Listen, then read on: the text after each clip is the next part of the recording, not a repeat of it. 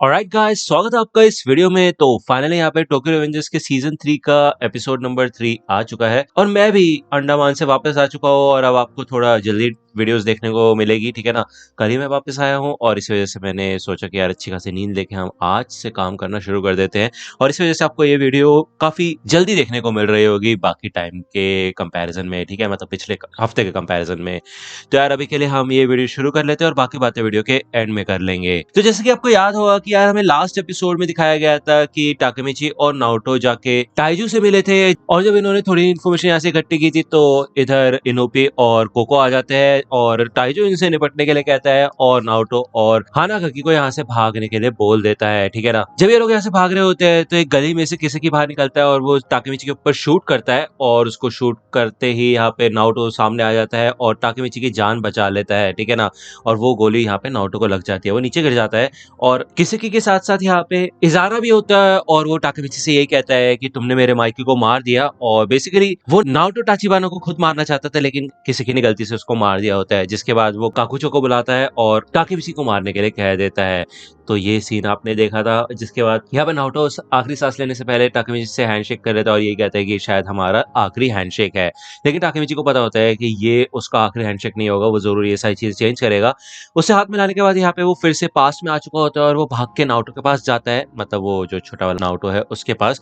वो सबसे पहले कंफर्म करता है और उसको मतलब यकीन नहीं होता कि यार नाओटो मर कैसे सकता है, ऐसा नहीं हो सकता। वो यहाँ पे नाओटो से हाथ मिला के वापस फ्यूचर में जाने की कोशिश करता है लेकिन वो नहीं जा पाता यार। लिटरली इसका मतलब ये है कि सच में नाओटो की डेथ हो चुकी है फ्यूचर में। साथ ही साथ यहाँ पे टाकेमिची अब पास्ट में फंस चुका है एक तरीके से, वो वापस फ्यूचर में नहीं जा सकता है। वो याद करता है कि कैसे शुरुआत से लेके एंड तक नाओटो टाचिबाना हमेशा उसके साथ रहा, उसके साथ की वजह से, उसके सपोर्ट की वजह से ही टाकेमिची इतने आगे आ पाया और अब यार वो नाओटो को नहीं बचा पाया और नाओटो मर चुका है अब, है कि नहीं। टाकेमिची यहाँ पे एक स्लाइड पे बैठ जाता है और सामने नाओटो खड़ा होता है और टाकेमिची उससे माफी मांगता है और वो कहता है मुझे माफ करना, मैंने तुम्हें इतनी जल्दी में बुलाया, अब तुम अपने घर पे जा सकते हो। लेकिन वो यहाँ पे सामने ही खड़ा रहता है। टाकेमिची कहता है अभी भी तुम यहीं पे खड़े हो, मैंने तुम्हें बोला ना यहाँ से चले जाओ। यहाँ पे टाकेमिची कहता है नाओटो तुम्हें याद है ना कि जब मैं तुमसे पहली बार मिला था हीना मर गई थी, मैं टाइम ट्रेवल करके आया था और तुम और मैं दोनों फ्यूचर में अपनी पूरी कोशिश कर रहे थे हीना को बचाने के लिए, लेकिन अब मैं फ्यूचर में वापस नहीं जा सकता। तुम्हारी वजह से ही मैं फ्यूचर में जा पाता था लेकिन अब तुम मर चुके हो फ्यूचर में, अब मैं करूँ क्या। यहाँ पे टाकेमिची यही सोचता है कि वो फिर से चेंज कर सकता है चीजों को, वो हीना को बचा सकता है, नाओटो को बचा सकता है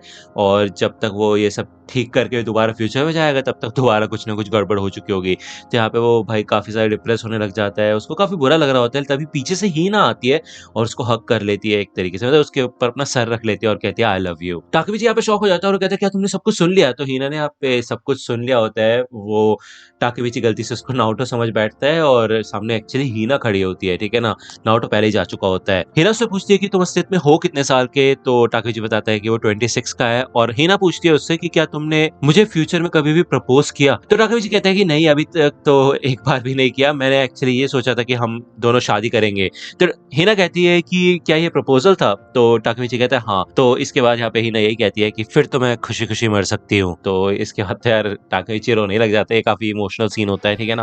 यहाँ पे ऑलमोस्ट सुबह हो चुकी होती है और हीना यहाँ से जाने लगती है। टाकेमिची उससे पूछता है कि क्या तुमने वो सारी बातें सुनी, फ्यूचर वगैरह का जो भी बोला था मैंने। तो हीना कहती ना, मैंने कुछ नहीं सुना, बाय बाय। तो वो यहाँ से चली जाती है। जिसके बाद यार हीना से बात करके उसको काफी ज्यादा मोटिवेशन फील होती है और टाकेमिची को पता होता है उसको काफी सारी चीजें करनी है। उसका ये फायदा हुआ है कि फ्यूचर में जाने के बाद उसको पता चल चुका है कि उसका असली दुश्मन इजाना कुरोकावा है, जो कि पिछले किसी भी फ्यूचर में नहीं था। उसी की वजह से माइकी बुरा बन गया और इन सब के पीछे किसकी का हाथ है, ठीक है ना। यार किसकी तो मतलब क्या बोलो यार, मैं मेन ही है एक तरीके से, जड़ है सारी मुसीबतों की, कह सकते हैं हम, है ना। टाकेमिची भागता है यहाँ से और वो ये कहता है मुझे नहीं पता कि किसी की टाइम में ट्रेवल कर सकता है या नहीं, लेकिन जैसे कि आपको याद होगा टाइजो ने बताया था कि माइकी ड्राकन से भी ज्यादा भरोसा इजाना कुरोकावा पे करता था। तो ये बात यहाँ पे उसको पता लगानी होती है। जब वो यहाँ से भाग रहा होता है तो सामने से उसको ड्रैगन जाता है, दिखता है और ड्रैगन उसे देख के रुक जाता है और कहता है हे टाकेमिची, इतने सुबह सुबह कहाँ भाग रहे हो तुम। दूसरी बार हमें यहाँ पे माइकी के घर का सीन दिखाया जाता है। एमा यहाँ पे ब्रेकफास्ट बना रही होती है और माइकी यहाँ पे नींद से उठ के आता है, वो भी उसके ग्रैंडपा उठाते हैं उसको। जब ये लोग नाश्ता करने के लिए बैठते हैं तो एक टॉवल होती है माइकी के हाथ में जो कि काफी पुरानी और गंदी होती है। एमा उसे फेंकने के लिए कहती है, लेकिन माइकी कहता है नहीं, ये मेरी जिंदगी है। तभी यहाँ पे बेल बजती है और ड्राकन और टाकेमिची इधर आ चुके होते हैं। ड्राकन कहता है कि मैं यहाँ पे आ चुका हूँ और मैं टाकेमिची से भी मिला रास्ते में, तो क्या हम तुम्हारे कमरे में जाएं? तो बेसिकली माइकी कहता है हाँ ठीक है, तुम मेरे कमरे में जाके बैठ सकते हो, कोई दिक्कत वाली बात नहीं है।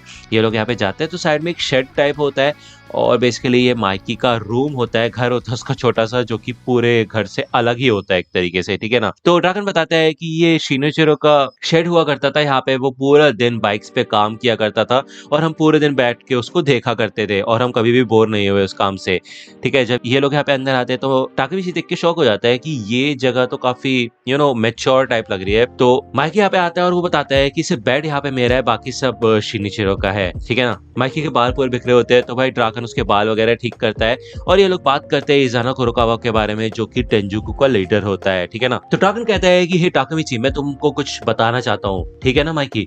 तो माइकी कहता है हाँ बता दो। तो ड्राकन बताता है कि माइकी का भाई शिनिचिरो वही वो इंसान है जिसने ब्लैक ड्रैगन की शुरुआत की थी, वही पहला लीडर था। टाकेमिची कहता है ओह अच्छा। तो ड्राकन कहते क्या तुम्हें इस बात को सुन के शौक नहीं लगा? तो टाकेमिची यहाँ पे मन में कहता है अरे यार ये तो मेरे को फ्यूचर में पता चला था, मैं शौक क्यों नहीं हुआ। मतलब बेसिकली उसने एक्टिंग भी नहीं की शौक होने की, उसको सारी इन्फॉर्मेशन पता है, तो यार वो क्या क्या याद रखे है कि नहीं, फ्यूचर भी पास्ट भी सब याद रखना थोड़ा मुश्किल तो है। तो कहते हैं कि नहीं नहीं मैं शौक तो हुआ था, बस ये है कि मैं बोल ही नहीं पाया, इतना शौक हो गया मैं। ड्रैगन बताते हैं ये बात सिर्फ मुझे, माइकी और बाजी को पता थी, ओके, और किसी को नहीं। जब हमने ब्लैक ड्रैगन के साथ लड़ाई में काजुटोरा की मदद की थी तो हमें पता था कि इस बात से टोमान के मेंबर्स को काफी फर्क पड़ेगा। माइकी बताता है कि जब हमारी लड़ाई ब्लैक ड्रैगन के 9 जनरेशन से होने वाली थी तो मैंने अपने भाई से बात की थी। तो यहाँ पे हमें पहले का सीन दिखाया जाता है जब माइकी इधर शिनिचिरो के पास आता है और शिनिचिरो ये कहता है कि अच्छा तो तुम अब ब्लैक ड्रैगन से लड़ाई करोगे।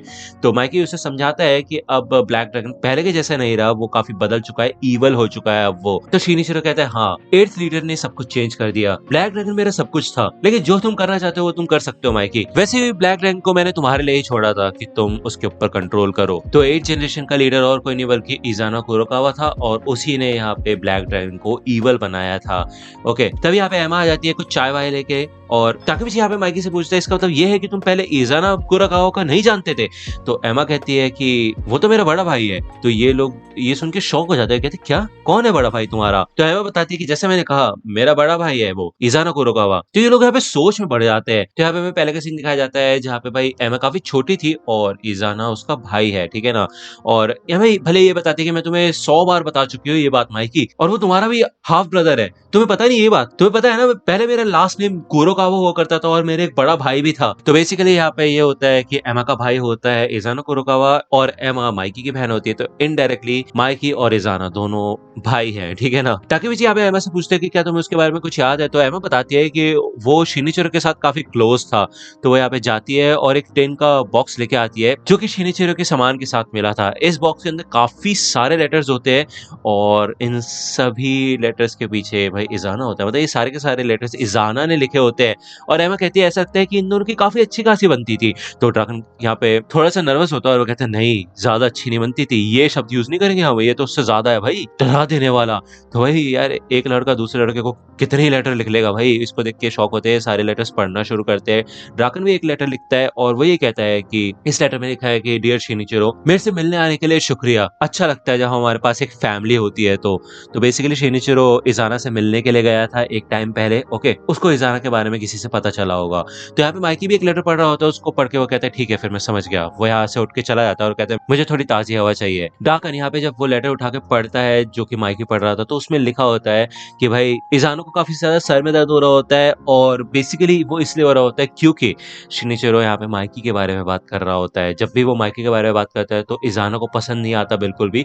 तो वो इस लेटर में ये लिखता है कि अब आगे से मेरे को माइकी के बारे में कुछ भी मत बताना। एमा यहाँ पे सोचती है कि इज़ाना को भी फैमिली की जरूरत थी, भले एमा को तो ये वाली फैमिली मिल गई थी लेकिन इज़ाना को कोई भी नहीं मिला था, वो बिल्कुल अकेला था। जिसके बाद यहाँ पे एमा चली जाती है और ड्रैगन बताता है कि इज़ाना कुरोकावा को उसकी फैमिली से निकाल दिया गया था और शिनिचिरो ही पहला इंसान था जो कि उससे मिलने गया, जिसने उसको सपोर्ट किया। तो वो माइकी के बारे में कैसा सोचता? तो टाकेमिची में ये कहता है ये तो बात है, वैसे इज़ाना ने ब्लैक ड्रैगन के ऊपर कंट्रोल किया शिनिचिरो की जगह, लेकिन अगर उसको बताया जाता कि ब्लैक ड्रैगन तो माइकी के लिए था तो उसको कैसा महसूस होता? तो बेसिकली ये तो नॉर्मल सी बात है कि इज़ाना यहाँ पे शिनिचिरो के साथ काफी क्लोज था और वो वो काफी ज्यादा जेलस फील करता था माइकी से और उससे नफरत भी करता था बहुत ज्यादा, क्योंकि उसके पास इतना अच्छा भाई है कि नहीं। ड्रैगन बताता है कि जो ब्लैक ड्रैगन का 9th जनरेशन का लीडर था शियोन माडारा में, उसने हमें ये बताया था कि वो लोग 8th लीडर की जो विश है उसको पूरा करेंगे, यानी कि माइकी और टोक्यो मांजी गैंग को कुचल के रख देंगे। तो यही सीन है, ठीक है ना। ये लोग इजाना कुरोकावा के भी पीछे थे, यानी कि उसके साथ थे, जो कि